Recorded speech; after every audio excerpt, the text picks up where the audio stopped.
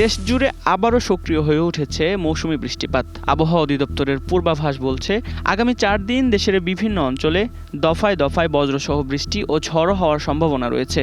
বিশেষ করে ময়মনসিংহ, সিলেট ও রংপুর বিভাগের বেশ কয়েকটি জেলায় ভারী থেকে অতি ভারী বর্ষণের আশঙ্কা থাকায় নতুন করে দুর্ভোগের শঙ্কা তৈরি হয়েছে। আজ 17 মে সকাল থেকে শুরু হওয়া এই বৃষ্টির প্রবণতায় সবচেয়ে বেশি প্রভাব পড়তে পারে ময়মনসিংহ ও সিলেট বিভাগে।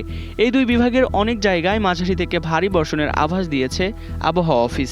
পাশাপাশি ঢাকা ও রংপুর বিভাগের কিছু এলাকাতেও বজ্রসহ বৃষ্টি হতে পারে। দিনের পাশাপাশি রাতের তাপমাত্রাও কিছুটা বাড়তে পারে বলে জানিয়েছে আবহাওয়া অধিদপ্তর।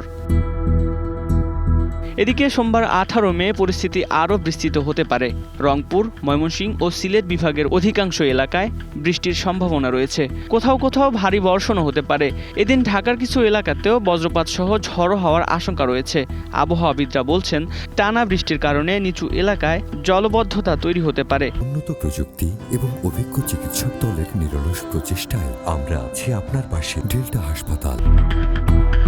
এছাড়া মঙ্গলবার 19 মে ও বুধবার 20 মে পর্যন্ত বৃষ্টির এই ধারা অব্যাহত থাকতে পারে।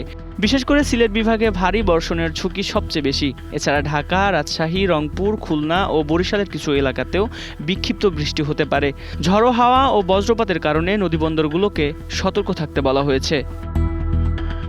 অন্যদিকে আবহাওয়া বিশ্লেষকরা বলছেন, বঙ্গোপসাগরে সৃষ্ট জলীয় বাষ্প এবং মৌসুমী বায়ুর সক্রিয় প্রভাবের কারণেই এই টানা বৃষ্টির পরিস্থিতি তৈরি হয়েছে।